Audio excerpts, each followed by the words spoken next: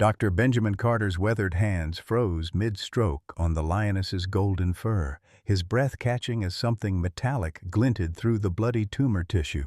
The dying lioness had just revealed what no veterinarian in 40 years of practice could have prepared him for. It wasn't just another wildlife tumor. Margaret's wedding ring was embedded deep within the mass, along with fragments of her cremation locket. Dot Henderson's coffee mug shattered against the clinic floor, the crash echoing through the stunned silence as she stared at the impossible sight. The old woman's legs buckled, forcing her to grip the examination table as tears streamed down her weathered cheeks. Ben's mind reeled between the present moment and 5 years ago, when he'd scattered his beloved wife's ashes beneath that same acacia tree where Grace now lay dying. Margaret had whispered her final wish. "Promise me you'll find love again, even in the wildest places." "Sweet Jesus," he whispered, his voice breaking. "Call Marcus, now." How had his wife's remains found their way into a dying lion's body? And what did Grace know that would change everything? Leave a like and share your thoughts in the comments along with the city you're watching from now. Let's continue with the story. 6 months before that shocking discovery, Dr. Benjamin Carter had been living the quiet life of a man who'd outlived his purpose. At 72, the retired veterinarian spent his days tending to rescued animals at his private sanctuary in the heart of Botswana's wilderness, just 40 miles from where the Okavango Delta kissed the Kalahari Desert. The isolation suited him fine. Fewer people meant fewer questions about why he'd chosen exile over the comfortable retirement his colleagues back in Montana had expected. Every morning began the same way. Ben would shuffle to his kitchen window, clutch his coffee mug with hands that still trembled slightly from the Parkinson's diagnosis he'd been hiding, and watch the African sunrise paint the acacia trees gold. The silence was both blessing and curse, a reminder that Margaret's laughter no longer filled these spaces, but also proof that he'd kept his promise to her. "Build something beautiful where broken things can heal," she'd whispered in those final hospital days. Dorothy Henderson had been the one constant in this carefully constructed solitude.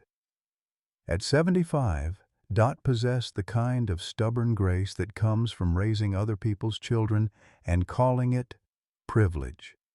She'd been Ben's nanny when he was 8 years old, losing his parents in a car accident that left him wealthy but utterly alone.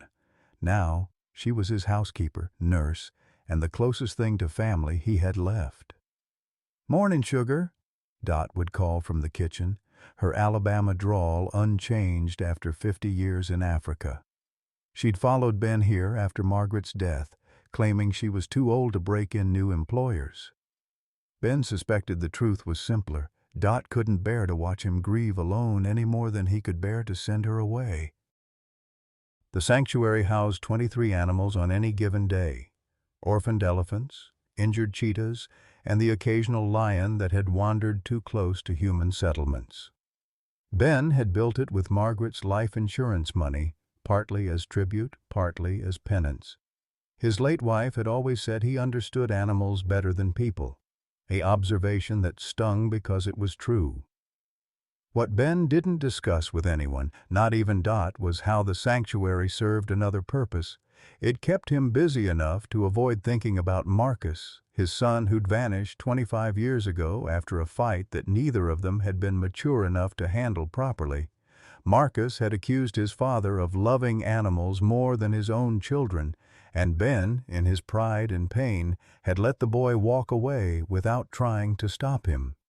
Now, as Ben approached what doctors politely called his golden years, he wondered if exile had been wisdom or cowardice.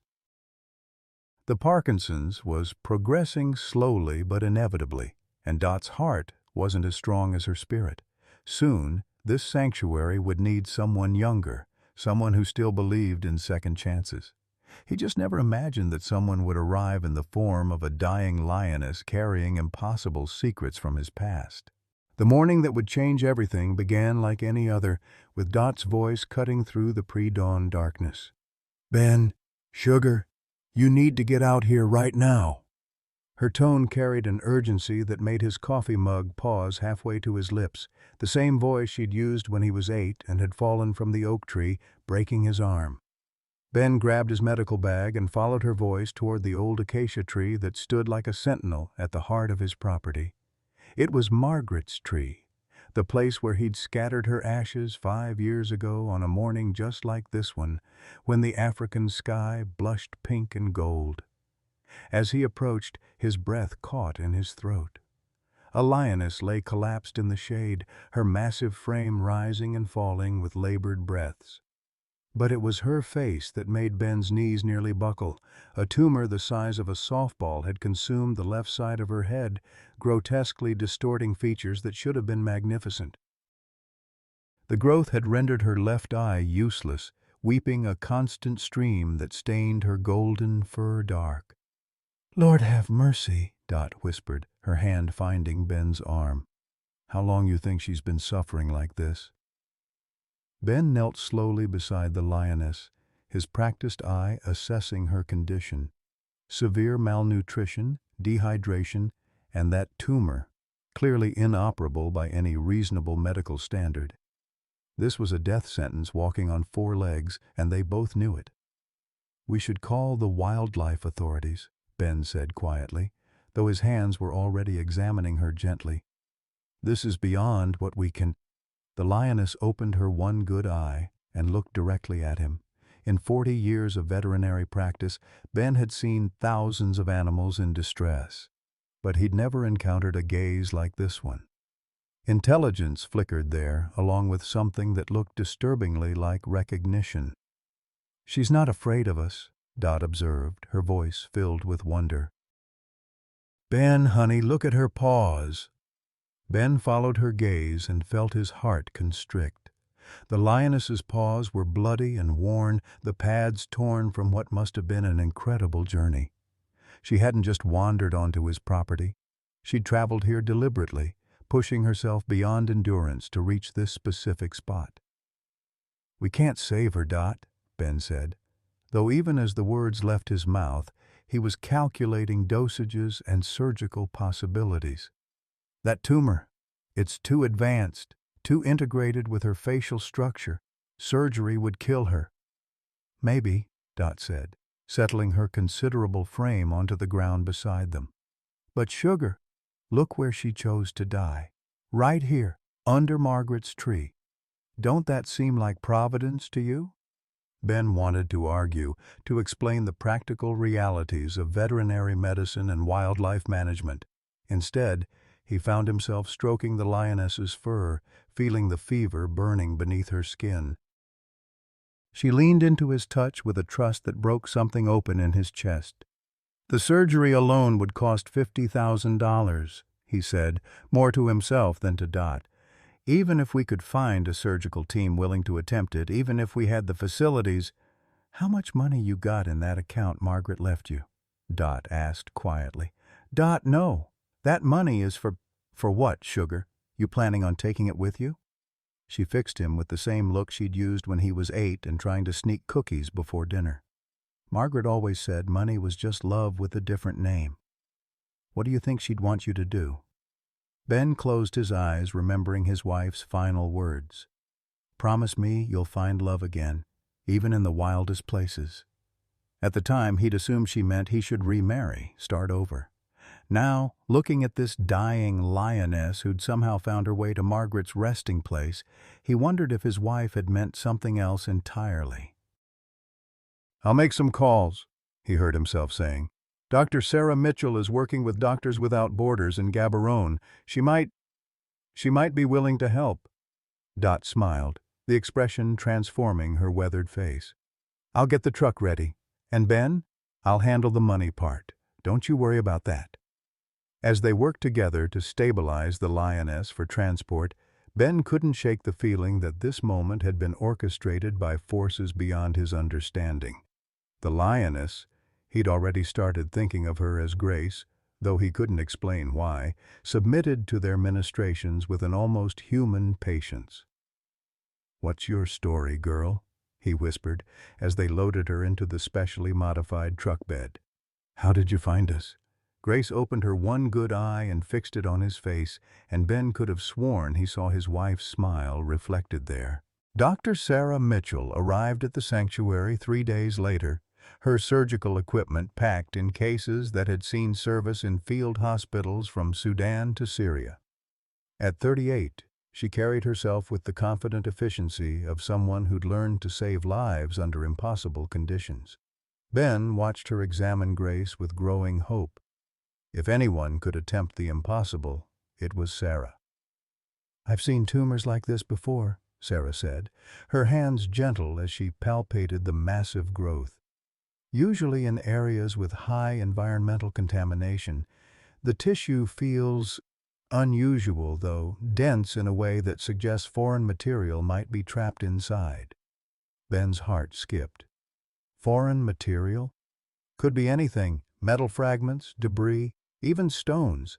Animals sometimes ingest things when they're desperate for food. Sarah's brow furrowed as she continued her examination. "The good news is that the tumor appears to be encapsulated. If we can remove it intact without rupturing the capsule, she might have a chance." Dot squeezed Ben's shoulder. "See, sugar? The Lord provides." The surgery began at dawn. In the makeshift operating theater Ben had constructed years ago for wildlife emergencies. Grace had been sedated for 12 hours, her breathing steady but labored. Sarah scrubbed in with the methodical precision of someone who'd operated in tents and bombed out hospitals, while Ben assisted despite his trembling hands. "Scalpel," Sarah murmured, beginning the first incision along the tumor's edge. The tissue parted to reveal something that made both doctors freeze. "Jesus Christ," Sarah whispered. The tumor wasn't entirely biological. Embedded within the growth, clearly visible through the translucent tissue, was the unmistakable glint of metal. As Sarah carefully dissected deeper, the object became clearer: a ring, tarnished but intact, along with what appeared to be fragments of a small metal locket. Ben's surgical mask couldn't hide the strangled sound that escaped his throat. His hands began shaking so violently that he had to step back from the table. "Ben?" Sarah looked up, concerned. "What is it?" That's my wife's wedding ring," Ben managed to say, his voice barely audible. "And her locket. I scattered her ashes under that acacia tree 5 years ago." The operating room fell silent except for the steady beep of Grace's monitors. Sarah stared at the exposed jewelry, then at Ben, then back at the impossible sight before them. "That's not medically possible," Sarah said slowly. "Metal objects don't just migrate into tumor tissue. And even if Grace had somehow ingested these items near your wife's burial site, the timeline doesn't work. This tumor has been growing for at least 2 years. Dot, who had been observing from the corner, moved closer to the table. Her face had gone pale, but her voice remained steady.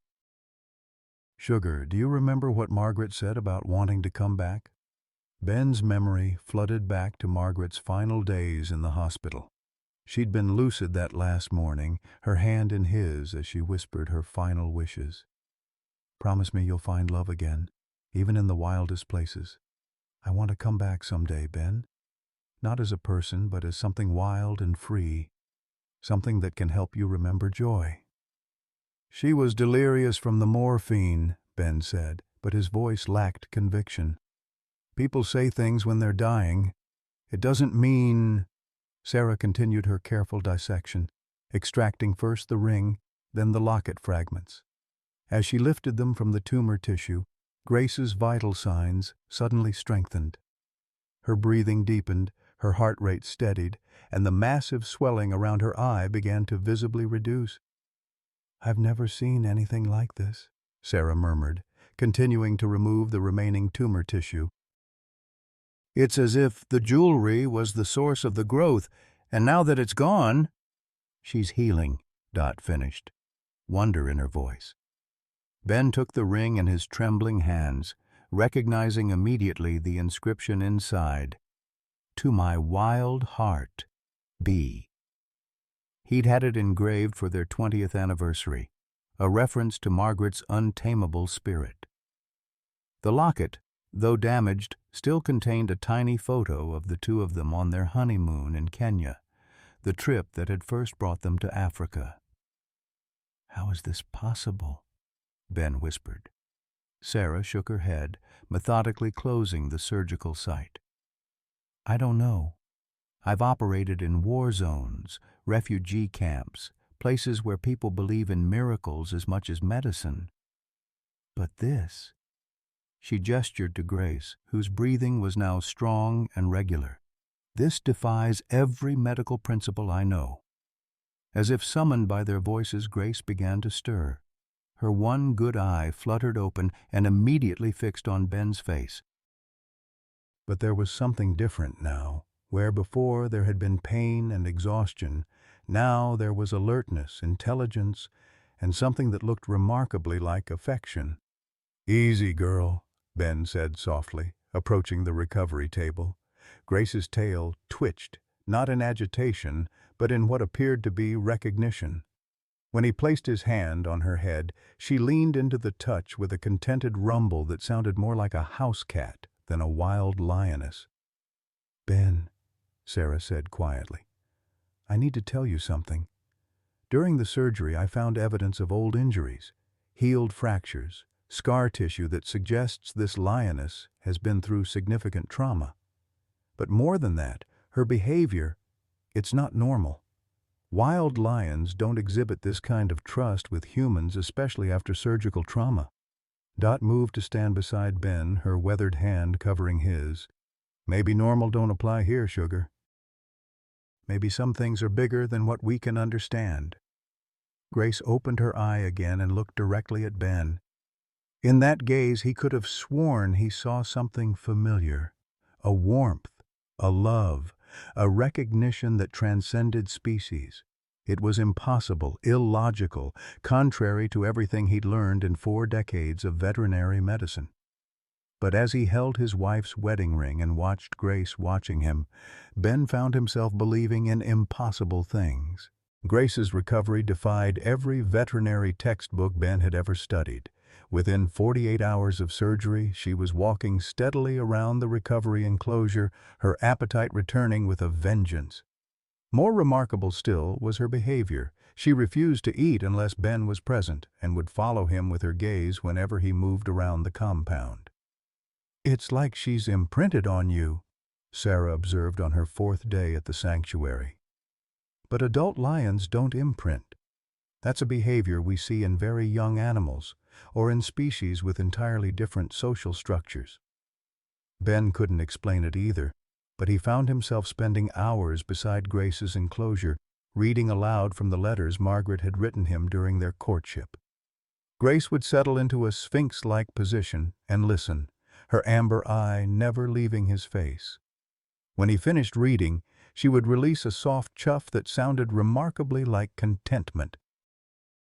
Dot watched these interactions with growing amazement.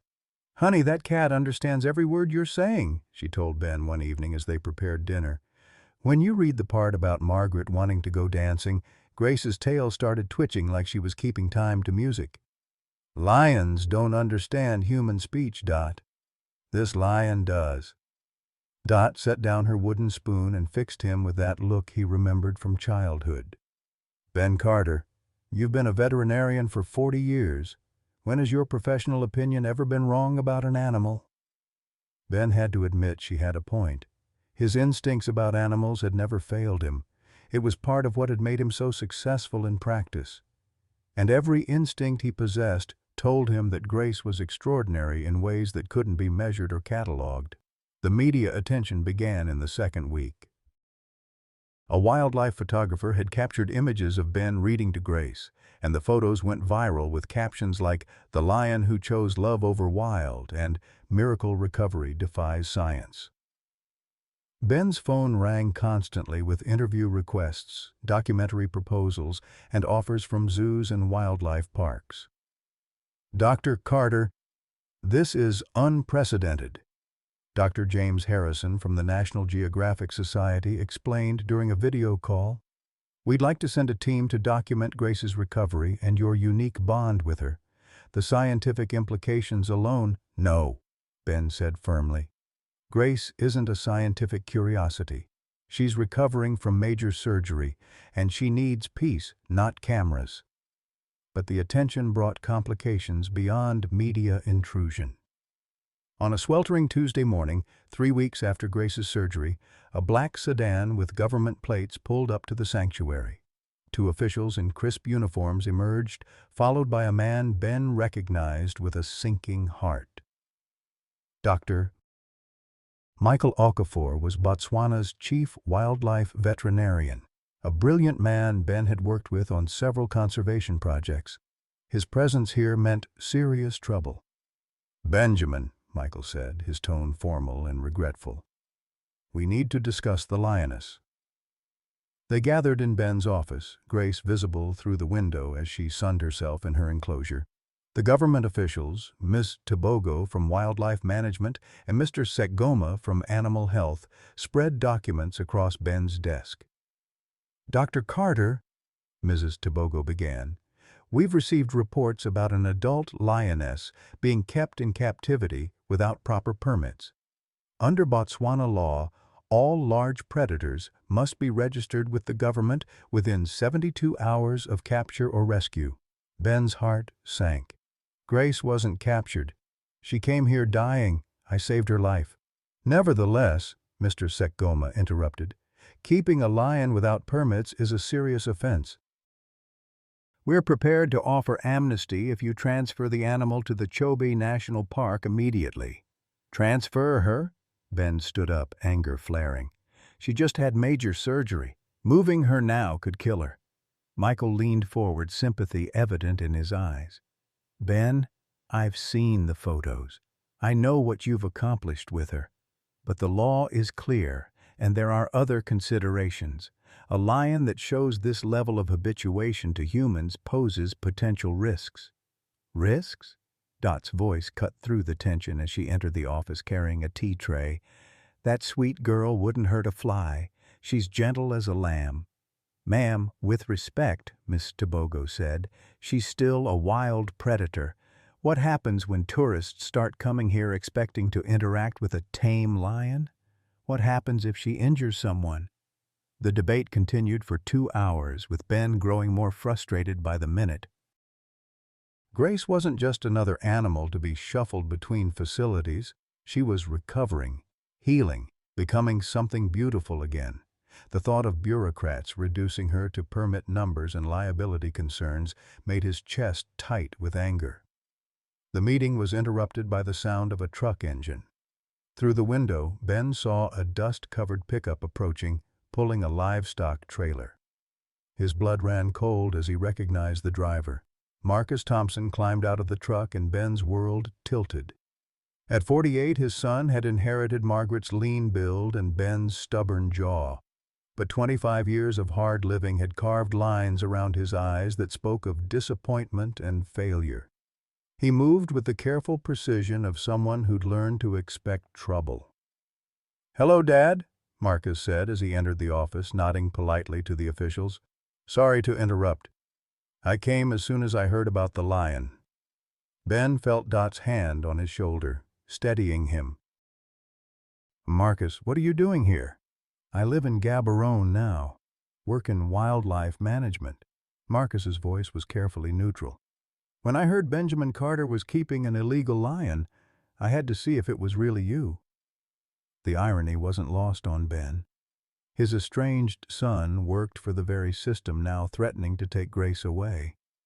Mrs. Tobogo and Mr. Sekgoma clearly knew Marcus, treating him with the familiarity of colleagues.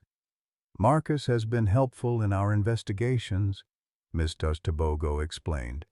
"He's provided valuable insight into your situation." Ben stared at his son, trying to reconcile the bitter young man who'd left 25 years ago with this composed professional. "You reported me?" "I reported an illegal wildlife situation," Marcus said quietly. "I had no idea it was you until yesterday." The room fell silent except for the tick of the wall clock and the distant sound of Grace moving in her enclosure.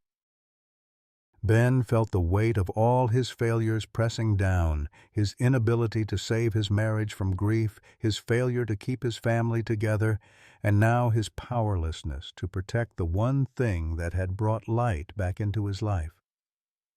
"There might be a solution," Michael said carefully. "If Dr. Carter were willing to convert his sanctuary into a certified rehabilitation facility with proper oversight and documentation, Grace could remain here during her recovery, but it would require significant modifications to meet government standards."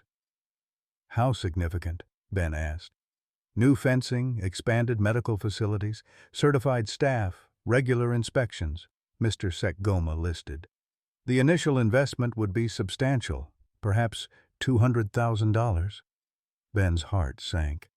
Even with Margaret's insurance money, that kind of expense would bankrupt the sanctuary. He'd already spent nearly everything on Grace's surgery and Sarah's fees. "I'll cover it," Marcus said suddenly. Everyone turned to stare at him. "The modifications, the certification fees, whatever it takes." "Marcus, you don't need to—" "Yes, I do." Marcus met his father's eyes for the first time since entering the room. "I've made good money in wildlife consulting, and I owe you more than that." Dot dabbed at her eyes with her handkerchief. "Well, bless your heart, Marcus. That's real generous." But Ben sensed undercurrents in his son's offer that had nothing to do with generosity. Marcus's clothes were expensive, his truck was new, and he'd mentioned covering $200,000 like it was pocket change. In Botswana's wildlife management sector, that kind of money usually meant involvement with the darker side of the industry. "We'll need time to consider the proposal," Miss Tobogo said, gathering her documents. "Dr. Carter, you have 1 week to decide. Either begin the certification process or surrender the lioness to National Park custody." After the officials left, Ben found himself alone with Marcus for the first time in over 2 decades. They stood in awkward silence, watching Grace through the window as she paced her enclosure with restless energy. "She's beautiful," Marcus said finally. "I can see why you've gotten attached." "It's more than attachment," Ben replied. "She came to me, Marcus. She chose to be here." Marcus nodded slowly. "Animals have always understood you better than people do. That hasn't changed."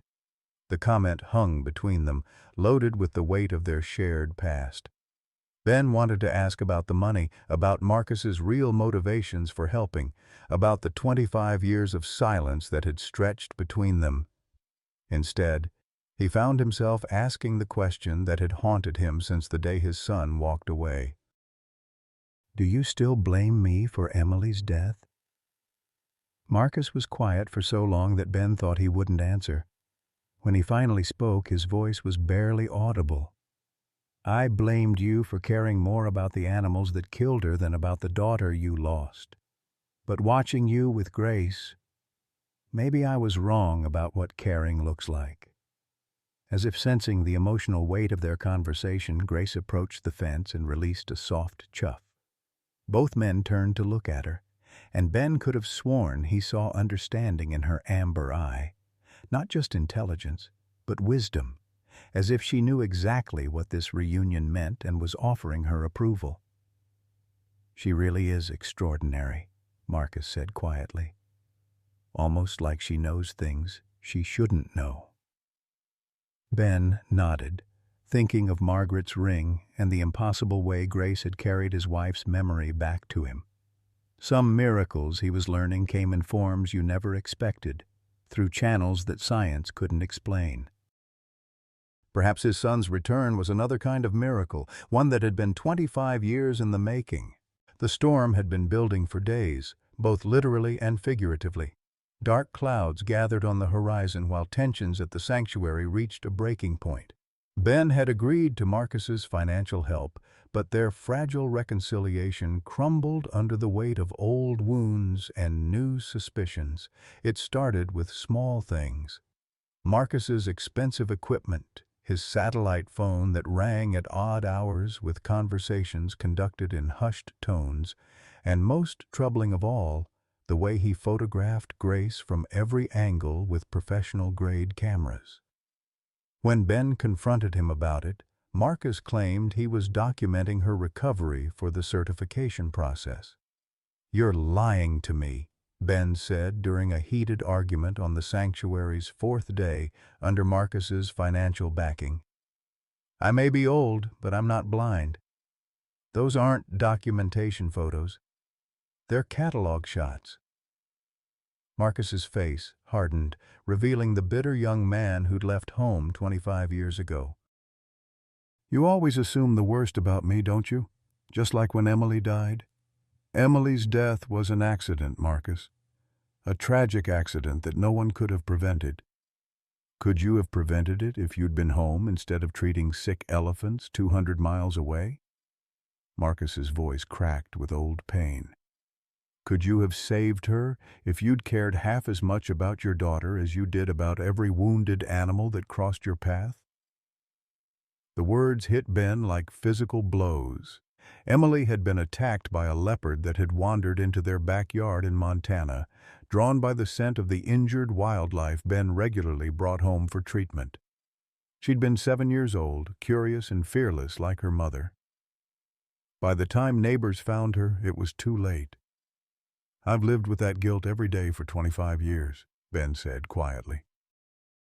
"But I won't let you use it to justify whatever you're planning with Grace." Their argument was interrupted by the roar of engines approaching the sanctuary. Through the window, Ben saw 3 military-style vehicles kicking up dust clouds as they approached. His blood ran cold as armed men emerged from the trucks, led by a scarred man in expensive safari gear. "Marcus," Ben said slowly, "what have you done?" Marcus's face had gone pale. "I can explain." "Dr. Carter?" The scarred man approached with predatory confidence. "I'm Victor Petrov. I believe your son has told you about our arrangement." Ben stared at Marcus in horror. "You sold her. You sold Grace to poachers." "Not poachers," Marcus said desperately. "Private collectors. Legitimate businessmen who—" "There's nothing legitimate about this." Ben stepped between Victor and the path to Grace's enclosure.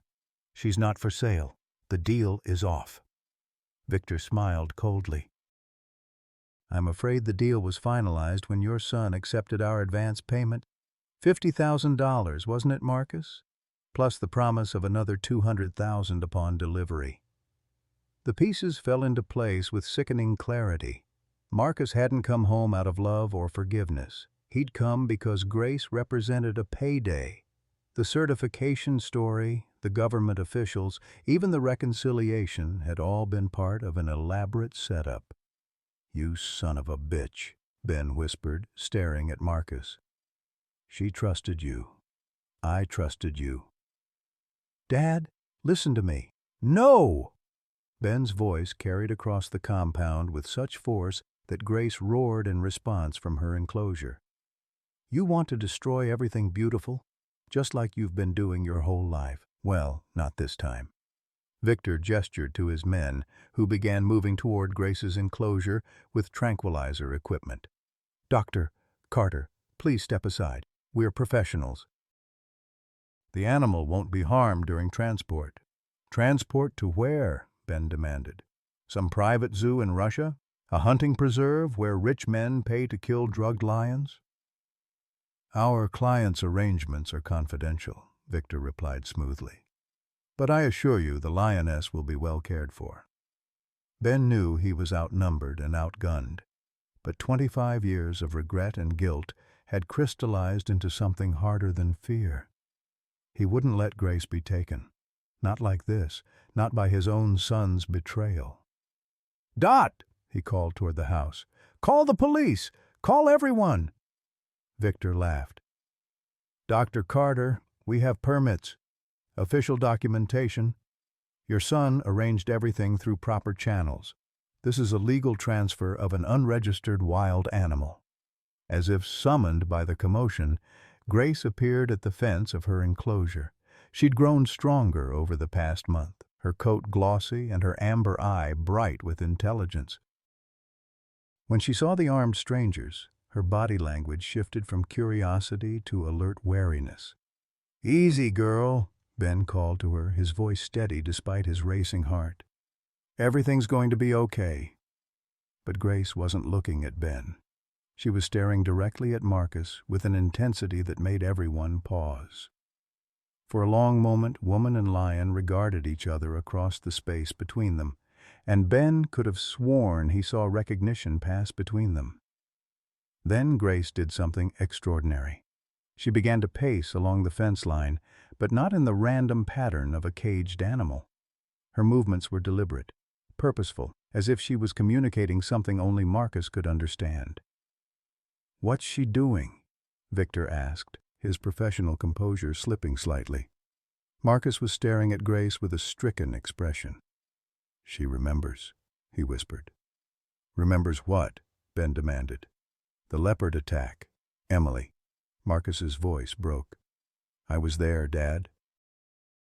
I was supposed to be watching Emily, but I went inside to get a drink when I heard her screaming." He stopped, unable to continue. Grace had stopped pacing and was now sitting in perfect stillness, her gaze never leaving Marcus's face. In that amber eye, Ben saw not accusation, but something that looked remarkably like forgiveness. "She knows," Marcus continued, tears streaming down his face. "Somehow, she knows what happened. And she's telling me it wasn't my fault." Victor was growing impatient. "Enough of this nonsense. Move the old man aside and tranquilize the animal." But as Victor's men approached Grace's enclosure, she rose to her full height and released a roar that shook the ground beneath their feet. It wasn't the sound of fear or aggression. It was a warning, primal and unmistakable. The men stopped in their tracks, suddenly remembering they were facing an apex predator who had chosen restraint, not because she was weak, but because she was strong enough to choose mercy. "This is taking too long," Victor muttered, pulling out a satellite phone. "Bring in the backup team and the heavy tranquilizers." Ben's heart sank as he realized the scope of the operation. This wasn't just a simple animal theft, it was a military precision extraction with multiple contingency plans. Marcus had sold Grace to people who collected exotic animals the way others collected art, and they wouldn't be deterred by an old man's protests or a lion's defiance. But as Victor made his call, Ben noticed something that gave him hope. Grace had moved to the back corner of her enclosure, near the section of fence that connected to the main compound. She was digging, her powerful claws working at something buried in the sand. "What's she doing now?" one of Victor's men asked nervously. Ben knew. Margaret's locket hadn't been the only thing buried under that acacia tree. He'd also buried a small metal box containing their most precious memories. Letters, photographs, and the spare key to the sanctuary's main gates. Grace had somehow located that box during her recovery, and now she was retrieving it. The lioness emerged from her digging with something small and metallic in her mouth. She approached the fence and dropped the object at Marcus's feet, then sat back and waited. Marcus knelt and picked up the spare key, his hands shaking. "Dad, I know, son," Ben said quietly. "I know you're sorry, but sorry doesn't fix this." Grace rose and walked to the gate of her enclosure, waiting. She looked from Marcus to the key and back again, her message clear. She was giving him a choice, the same choice Ben had given him 25 years ago when he'd walked away. The choice to do the right thing, even when it meant sacrificing everything he thought he wanted. The sound of approaching helicopters filled the air as Victor's backup team arrived. Soon, the sanctuary would be overrun with enough firepower to take Grace by force, regardless of who tried to stop them. Marcus looked at the key in his hands, then at Grace, then at his father. "I'm so tired of running from the past," he said finally. "Then stop running," Ben replied. "Help me save her." Marcus closed his eyes, and when he opened them again, Ben saw his son, not the bitter stranger who'd arrived seeking profit, but the frightened boy who'd lost his sister and spent a lifetime blaming himself. "Victor," Marcus called out, his voice steady now. "The deal is off." Victor's expression turned dangerous. "That's not how this works, Thompson. You owe us money. A lot of money." "Then you'll have to take it out of my hide," Marcus said, moving to stand beside his father. "Because the lion stays here." As the helicopters circled overhead and armed men positioned themselves around the sanctuary, Ben felt a surge of pride stronger than any fear. His son had finally come home. The sanctuary erupted into chaos as Victor's backup team descended from helicopters, their boots hitting the ground with military precision. Ben counted at least 12 armed men spreading out across his property, transforming his peaceful refuge into a war zone. The sound of rotor blades drowned out everything except the thundering of his own heart. "This is your last chance, Thompson," Victor shouted over the noise, his scarred face twisted with rage. "Honor your contract or face the consequences." Marcus stepped forward, placing himself directly between the armed men and Grace's enclosure. "I told you, the deal is off. Keep your money." "It's not about money anymore," Victor snarled. "It's about reputation.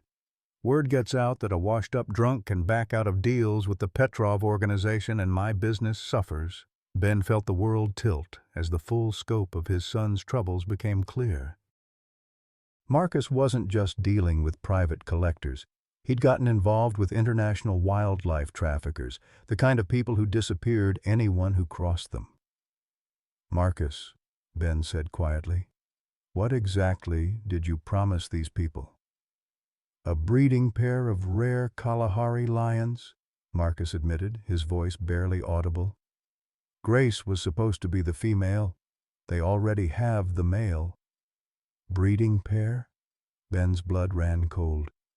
"You were going to force her to—" "I know how it sounds, Dad, but I was desperate. I owed money to the wrong people, and they said if I didn't pay—" Marcus's voice broke.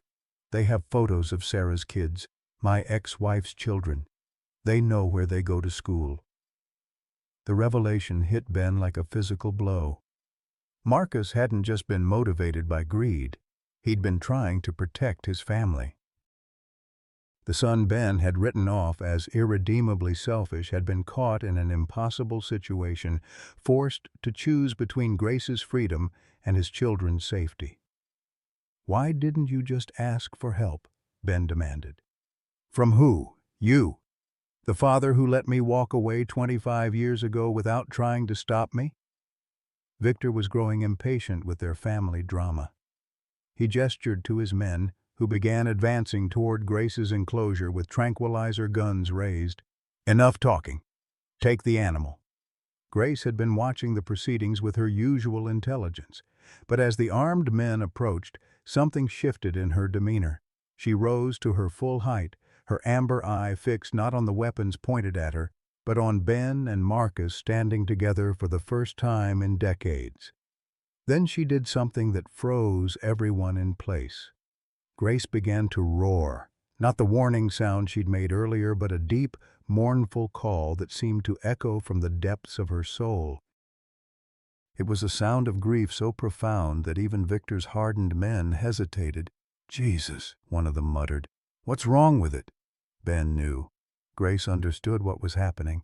She could sense the danger, the betrayal, the approaching loss of everything she'd found in this place.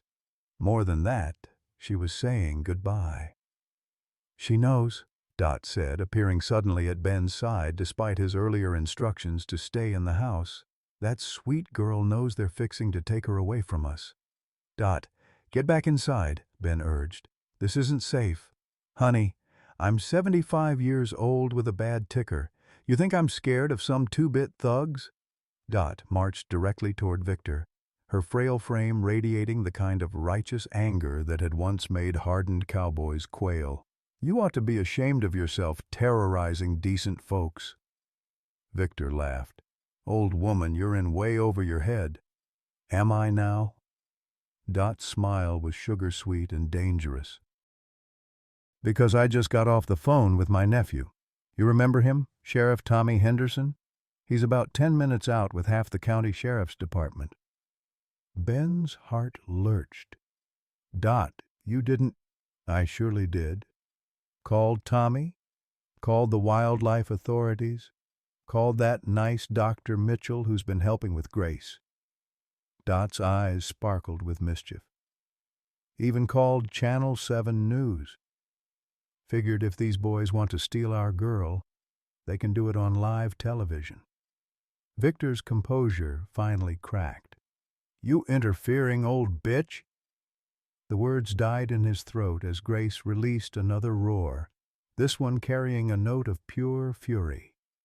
She had positioned herself at the front of her enclosure, and for the first time since her surgery, she looked every inch the apex predator she was. Her muscles coiled with barely restrained power, her eye blazing with protective rage. She's defending us, Marcus said in wonder. Even knowing what I did, she's trying to protect us. The sound of approaching sirens began to echo across the savannah, growing louder by the second. Victor cursed in Russian and barked orders to his men, who began falling back toward their helicopters. This isn't over, Thompson, Victor snarled as he retreated. You can't hide behind local police forever. We know where to find you. Let them come, Marcus said, surprising Ben with the steel in his voice. I'm done running. But as Victor's team prepared to evacuate, one of his men, a young operative who'd been silent throughout the confrontation, suddenly raised his tranquilizer gun and fired at Grace. The dart struck her in the shoulder and she staggered but remained standing. No! Ben screamed, rushing toward the enclosure. The sedative was strong enough to drop an elephant, but Grace fought its effects with extraordinary determination. She swayed on her feet, her eye already growing heavy, but she kept herself upright through sheer force of will. Marcus was beside the enclosure now, his hands gripping the fence. Grace, I'm sorry. I'm so sorry for what I did. Grace looked at him with her fading consciousness, and in that amber eye Ben saw something that made his chest tight with emotion. Forgiveness. Even drugged and betrayed, even facing capture by the very people Marcus had led to her, Grace held no anger, only understanding and a love that transcended species and circumstances. She took 3 unsteady steps toward Marcus, then collapsed just inches from the fence. Her breathing was shallow but steady. The dart had sedated her, not killed her, but she was completely helpless. Load her up, Victor ordered, his men already approaching with a transport cage. The sirens were getting closer, but Ben knew they wouldn't arrive in time. Grace would be gone before help arrived, disappeared into the international black market for exotic animals, all his love, all his care, all the miraculous bond they'd formed. It would all be reduced to profit margins and breeding schedules. As Victor's men lifted Grace's unconscious form into the transport cage, Ben felt something die inside him. Not just hope, but the very capacity for hope. He'd saved her once, given her a second chance at life, and now he was watching her being stolen away by his own son's choices. Dad, Marcus said, tears streaming down his face. I'll find a way to fix this. I swear to you, I'll get her back. But Ben was no longer listening. He was watching Grace's still form disappear into the helicopter, taking with her the last light in his increasingly dark world. Margaret was gone. Emily was gone. And now Grace, the impossible gift that had made him believe in miracles again, was gone too. As the helicopters lifted off into the African sky, Ben Carter felt himself become what he'd been before Grace arrived. Just another broken old man waiting to die. The 3 days following Grace's abduction passed in a haze of police interviews, failed leads, and crushing despair. Ben refused to leave his bedroom, emerging only when Dot physically dragged him out for meals he barely touched. The sanctuary felt hollow without Grace's presence. Even the other animals seemed to sense the loss, moving restlessly in their enclosures and calling out at night as if searching for their missing companion. Marcus hadn't slept since the helicopters disappeared over the horizon.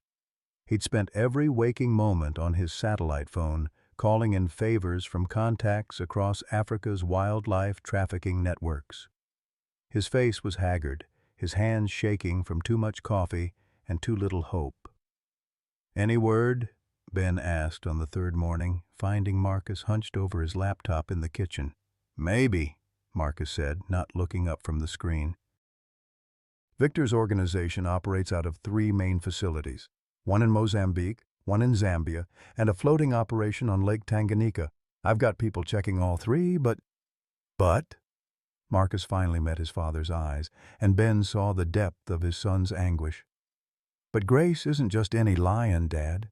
Her unusual behavior, her bond with humans, that makes her incredibly valuable to the wrong people.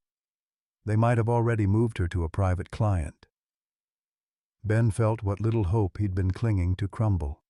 "You mean she could be anywhere?" "I'm not giving up," Marcus said fiercely. "I'll find her if it takes the rest of my life." Their conversation was interrupted by the arrival of Dr. Sarah Mitchell, who burst through the front door without knocking. Her face was flushed with excitement, and she was clutching a tablet computer. "Ben! Marcus! You need to see this!" She thrust the tablet at them, showing a grainy video feed that appeared to be from a security camera.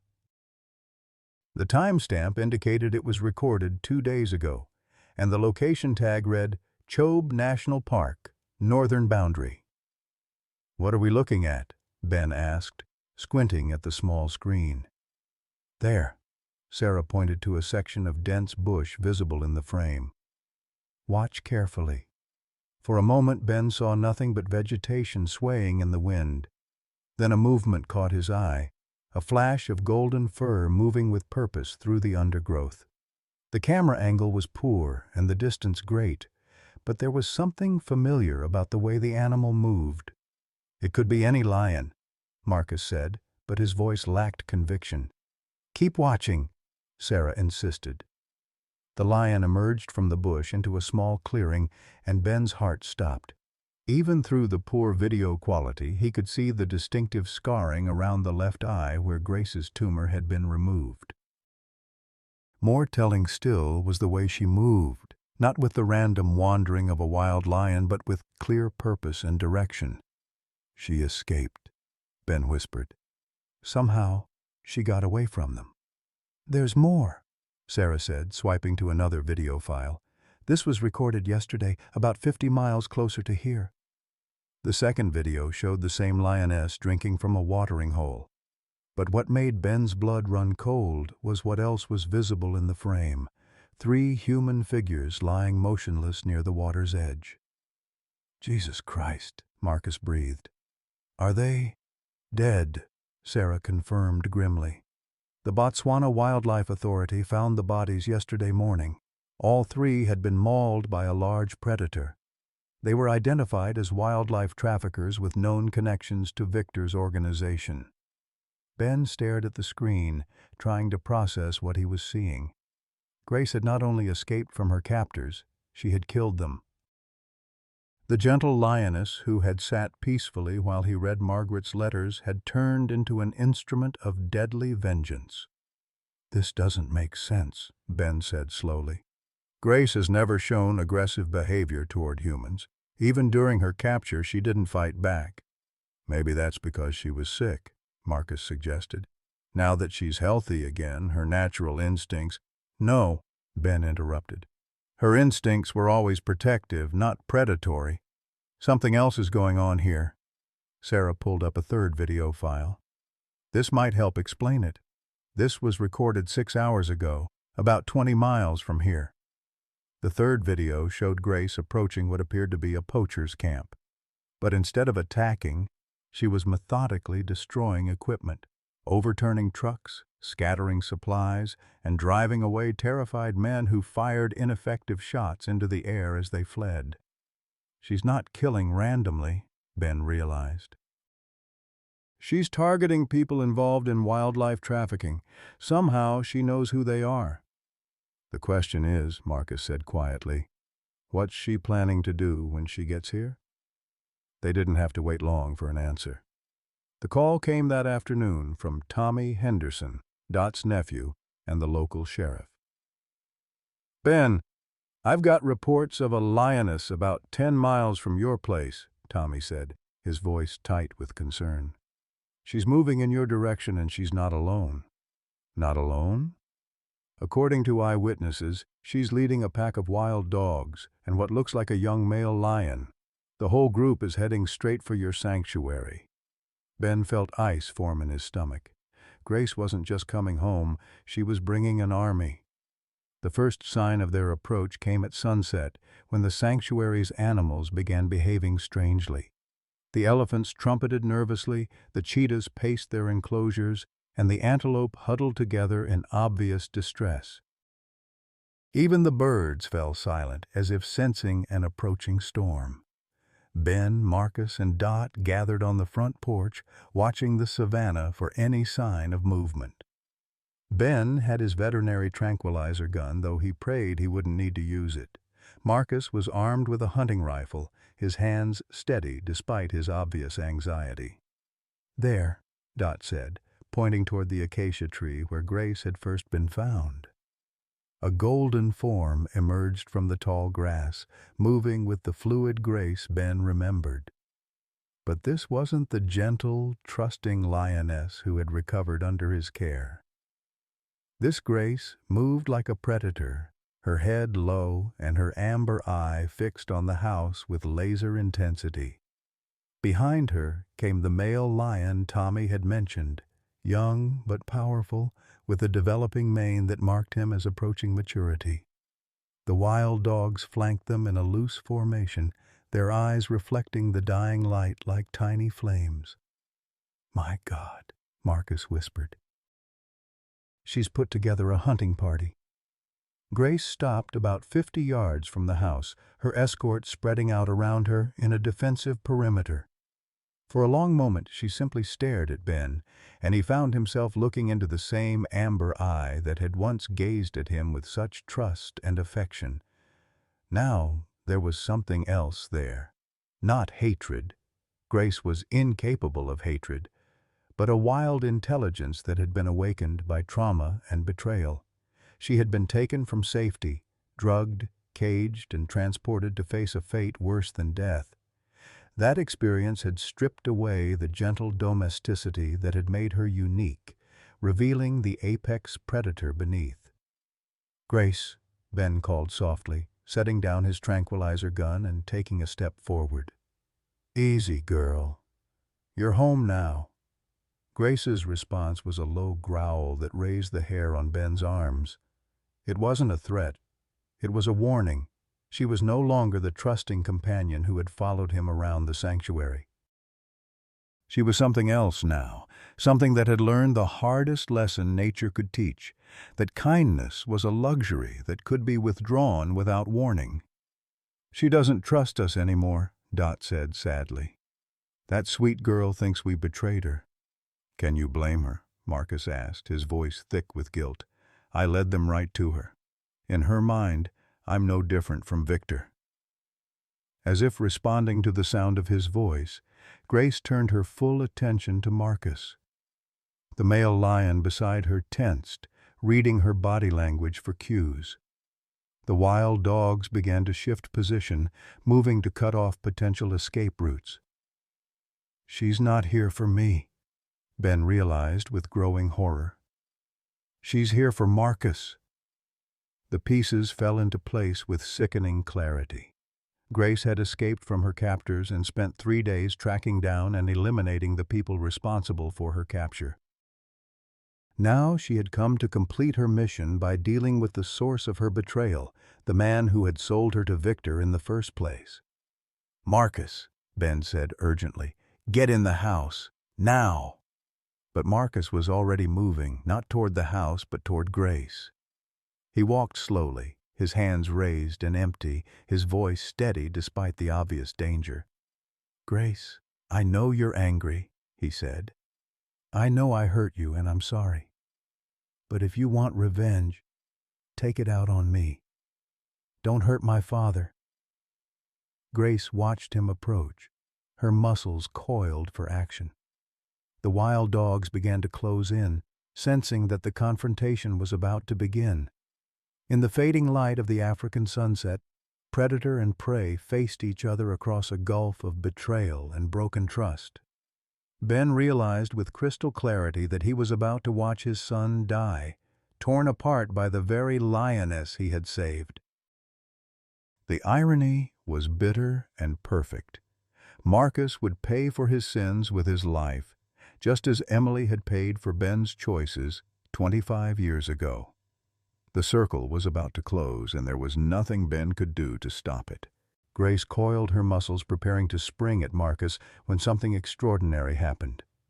From her throat came not a roar of aggression, but a sound Ben had never heard from any lion, a keening wail that seemed to contain all the grief and confusion of a creature caught between love and betrayal. Marcus stopped 10 feet away from her, tears streaming down his face.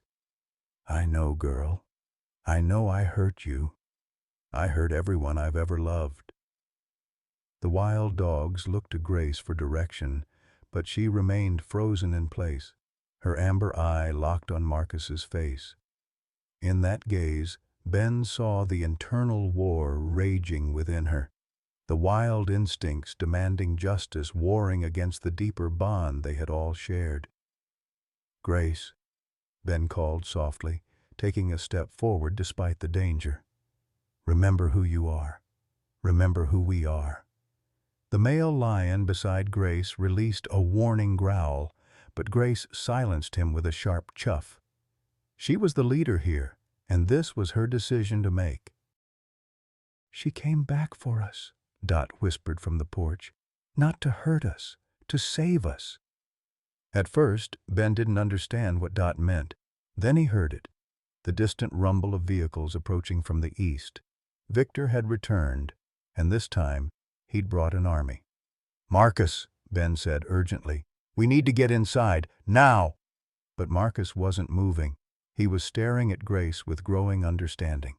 "She didn't come here for revenge," he said slowly. "She came to warn us." Grace's head turned toward the approaching vehicles, her ears flattening against her skull. The wild dogs spread out in a defensive formation, while the male lion positioned himself between the sanctuary and the threat. They weren't here to attack. They were here to defend. "How did she know Victor was coming back?" Ben asked. "Because she's been tracking them," Marcus realized. "Those camps she destroyed, those men she killed. She wasn't just getting revenge. She was following their trail back to the source." The vehicles crested a hill about a mile away. At least 6 trucks filled with armed men. Victor had clearly decided that subtlety was no longer necessary. This time he was coming with enough firepower to eliminate any resistance. "Ben," Dot called from the house. "Sheriff Henderson's on the radio. Says they're 20 minutes out, but it won't matter," Ben finished grimly. "Victor's men would be here in less than 5 minutes." Grace suddenly rose to her full height and began moving toward the approaching vehicles. The male lion and wild dogs fell in behind her, creating a skirmish line between the sanctuary and Victor's army. "She's going to get herself killed," Marcus said, starting forward. Ben caught his son's arm. "No. If you go out there, you'll just make her more vulnerable. She needs to know we're safe so she can focus on the threat." "I can't let her fight for us," Marcus protested. "Not after what I did to her." "Then help her," Ben said firmly.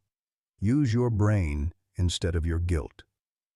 Marcus looked at his father, then at Grace, moving steadily toward the approaching vehicles, then back at the sanctuary buildings. His expression shifted as understanding dawned. "The water system," he said suddenly. "The emergency sprinkler system you installed for fire protection. Does it still work?" "Yes, but what? And the fuel depot for the vehicles, it's still in that concrete bunker behind the garage?" Ben nodded, beginning to understand his son's plan. "Marcus, that's incredibly dangerous." "So is letting Grace face Victor's men alone." Marcus was already moving toward the garage. "Give me 5 minutes, then turn on every sprinkler in the compound." As Marcus disappeared into the building, Ben watched Grace and her pack approach the lead vehicle. Victor's convoy had stopped about 300 yards away, and men were pouring out of the trucks with military precision. They had automatic weapons, body armor, and what looked like grenade launchers. Grace and her allies were magnificent in their defiance, but they were still just animals facing modern military hardware. The outcome was inevitable. Then Ben heard the rumble of machinery starting up, and one of the sanctuary's maintenance trucks came roaring around the corner of the garage. Marcus was behind the wheel, and the truck bed was filled with jerry cans of gasoline. "Dot!" Ben called. "Start the sprinklers, all of them!" Water began cascading from every sprinkler head in the compound, turning the dust to mud and creating a curtain of mist that would make accurate shooting difficult. Marcus's truck headed straight for Victor's position, picking up speed as it crossed the open ground. "He's going to ram them," Ben breathed. But at the last second, Marcus yanked the wheel hard left, sending the truck into a controlled skid that brought it parallel to Victor's convoy. As the truck slid sideways, Marcus bailed out, rolling away just as the vehicle flipped and exploded in a massive fireball. The blast caught two of Victor's trucks, sending men diving for cover as burning gasoline spread across the savannah. In the chaos and smoke, Grace struck. She moved like a golden shadow through the confusion, her pack coordinating with her in perfect silence. They didn't attack the men directly. Instead, they targeted equipment, disabling vehicles and scattering ammunition. The wild dogs punctured tires with surgical precision, while the male lion used his massive strength to overturn trucks. "Jesus Christ!" one of Victor's men screamed over the chaos. "How many of them are there?" The answer was clear to Ben, watching from the sanctuary. There were only 4 predators, but they were fighting with the intelligence and coordination that only Grace could have taught them. She had turned her pack into a tactical unit, using the smoke and confusion to multiply their effectiveness. Victor's voice cut through the noise, shouting orders in Russian. Ben could see him near one of the remaining trucks trying to rally his men for a coordinated response, but Grace had already identified him as the leader. She emerged from the smoke like an avenging spirit, her amber eye fixed on Victor with deadly intent. The scarred man raised his rifle, but before he could fire, Marcus appeared from another direction, tackling Victor to the ground. The 2 men rolled in the mud, fighting for control of the weapon.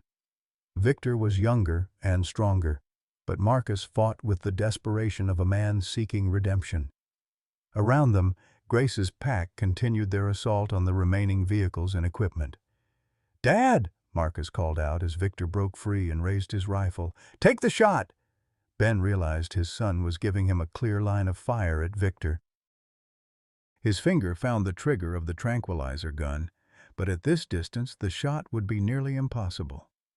Then Grace appeared between Marcus and Victor's rifle, her massive form shielding Ben's son from the weapon. Victor's shot went wide as she knocked him down, and Marcus rolled away to safety. But Victor wasn't finished. As Grace stood over him, he pulled a combat knife and drove it deep into her side. Grace roared in pain and rage, stumbling backward as blood began to flow from the wound. "No!"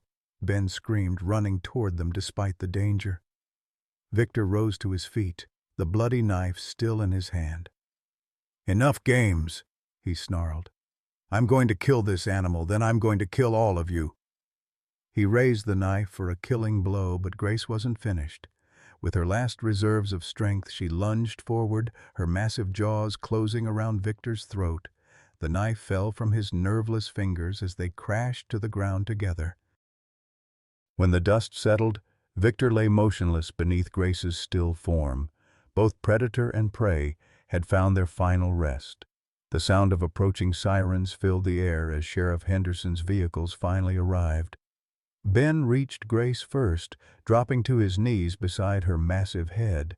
Her amber eye was still open, but the light was fading. "Grace," he whispered, stroking her golden fur. "Easy, girl. You did good. You saved us all." Marcus appeared beside him, his face streaked with tears and mud. "Dad, I'm so sorry. For everything." Grace's eye shifted to focus on Marcus one final time. In that amber depth, Ben saw not anger or accusation, but something that looked remarkably like forgiveness. Then her eye closed, and the magnificent lioness who had brought a broken family back together drew her last breath under the same acacia tree where she had first been found. As Ben held his son while they both wept over Grace's still form, he realized that some gifts come at the ultimate price. Grace had given them everything: her trust, her love, her protection, and finally her life, to prove that redemption was possible, even for the most broken souls. In the distance, the male lion Grace had led home released a mournful roar that echoed across the savannah, calling her spirit back to the wild places where love and sacrifice lived forever. 3 months after Grace's sacrifice, Ben Carter stood in the morning light streaming through his kitchen window, watching something he'd never thought he'd see again. Marcus was in the yard, teaching his 5-year-old grandson, Tommy, how to care for the 2 lion cubs that had been found orphaned near the Botswana border. The little boy's laughter echoed across the sanctuary as one of the cubs, a female they'd named Hope, playfully knocked him over and began licking his face. "Grandpa Ben!" Tommy called out. "Hope says she wants breakfast." Ben smiled, remembering how Margaret used to claim she could understand what animals were thinking. Perhaps it was a gift that skipped generations, because Tommy seemed to have inherited that same intuitive connection with the wildlife at the sanctuary. The past 3 months had brought changes Ben never could have imagined. Marcus had stayed, selling his consulting business and moving permanently to Botswana to help run the sanctuary. The 2 lion cubs, Hope and her brother Faith, had bonded with the family in ways that reminded Ben daily of Grace's extraordinary spirit. "You know," Dot said, appearing beside him with her morning coffee, "those cubs got Grace's eyes. Same intelligence, same way of looking at folks like they can see right into your soul." Ben nodded, watching as Faith, the male cub, positioned himself protectively between Tommy and a curious meerkat that had wandered too close. The cubs had been barely 3 weeks old when they'd been found, orphaned after their mother was killed by poachers. By all rights, they should have been aggressive, fearful of humans. Instead, they displayed the same remarkable trust that Grace had shown. "Sometimes I think she's still with us," Ben admitted quietly, watching over them, making sure they know they're safe. The doorbell chimed, interrupting his thoughts. Dot shuffled off to answer it, returning moments later with Dr. Sarah Mitchell, who had become a regular visitor since Grace's death. Sarah had established a mobile veterinary clinic that served the sanctuary and surrounding communities, funded by donations that had poured in after Grace's story went international. "Ben, I have news," Sarah said, her expression a mixture of excitement and concern. "The DNA results came back on Grace's cubs." Ben felt his stomach tighten. "What kind of results?" "Grace wasn't just any lioness," Sarah explained, pulling out a tablet computer. "She was a member of a subspecies we thought was extinct, the Kalahari desert lion. These cats were known for their unusual intelligence and their ability to adapt to extreme environments. The last confirmed sighting was in 1987. Marcus had come in from the yard, Tommy perched on his shoulders. "What does that mean for Hope and Faith?" "It means they're irreplaceable," Sarah said. "They represent the last genetic line of their subspecies. The international conservation community is calling them a living treasure." Ben sank into his chair, overwhelmed by the implications. Grace hadn't just been special because of her bond with humans. She'd been the last of her kind, carrying the genetic legacy of an entire subspecies. And now that legacy lived on in 2 cubs who played in his backyard like oversized house cats. "Grandpa Ben," Tommy said, sliding down from his father's shoulders, "Hope wants to know if you're okay. She says you look sad." Ben looked at the little boy, then through the window at Hope, who was indeed watching him with those knowing amber eyes. "Tell Hope I'm not sad, buddy. I'm just thinking about how special she and her brother are." Tommy nodded seriously and ran back outside. Through the window, Ben watched as the child knelt beside Hope and began whispering in her ear. The cub listened intently, then looked directly at Ben and released a soft chuff that sounded remarkably like understanding. "That boy's got a gift," Dot observed, "just like his great-grandmother Margaret did." The mention of Margaret's name brought back a flood of memories. Ben pulled out the jewelry box where he'd placed Margaret's ring and locket, the same items that had been found in Grace's tumor. He'd had them cleaned and repaired, and they now sat beside a new addition, a photograph of Grace taken just days before her death, showing her watching over Hope and Faith as they played. "I keep thinking about what Margaret said," Ben told Sarah, "about wanting to come back as something wild and free. Maybe Grace was her way of keeping that promise." Sarah smiled gently. "I've learned not to question miracles, Ben. Some things can't be explained by science." The afternoon brought more visitors, a steady stream of people who had followed Grace's story and wanted to see the sanctuary where she'd lived and died. Ben had initially resisted the attention, but Marcus had convinced him that Grace's legacy could help fund the sanctuary's expansion and protect other animals. She'd want her story to help others, Marcus had argued. That's who she was. Now, watching families gather around the memorial they'd erected under the acacia tree, Ben had to admit his son was right. Grace's sacrifice had meaning beyond their personal loss. It had inspired people around the world to care about wildlife conservation. Among the visitors that day was an elderly woman named Eleanor Patterson, who had driven from Johannesburg specifically to see Grace's grave. She stood for a long time beside the memorial, tears streaming down her weathered cheeks. "Are you all right, ma'am?"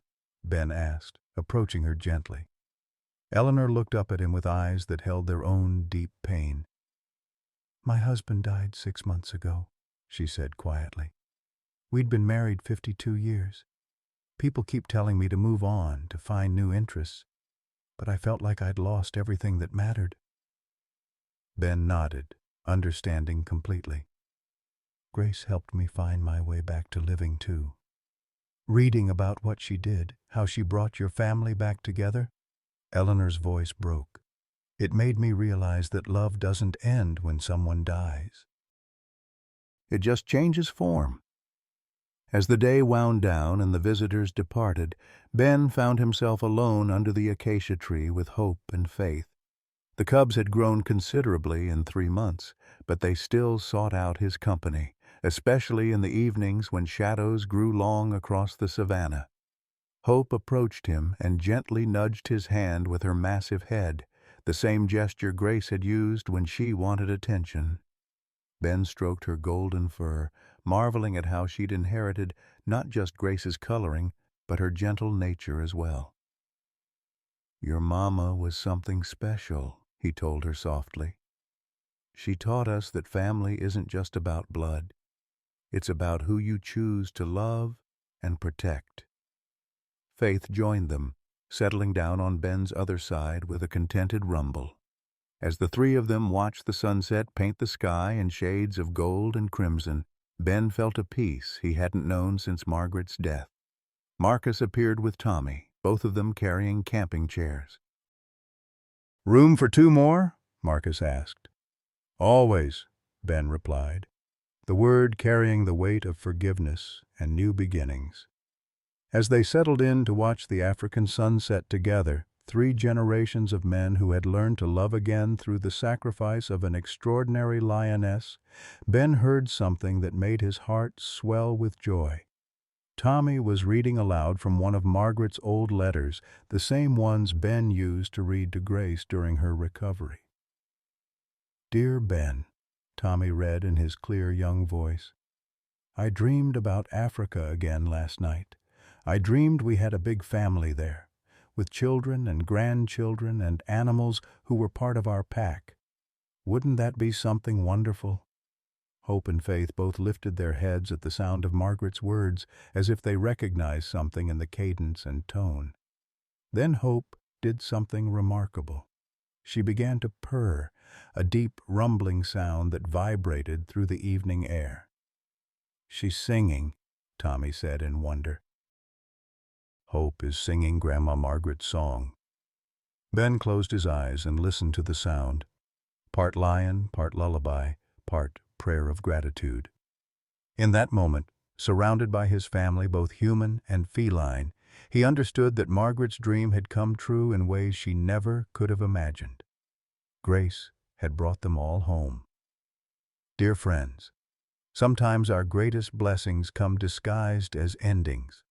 Like Ben and Marcus, many of us carry decades of regret, missed chances, and words left unsaid. But Grace's story reminds us that it's never too late for forgiveness, for second chances, or for love to transform even our deepest wounds into something beautiful.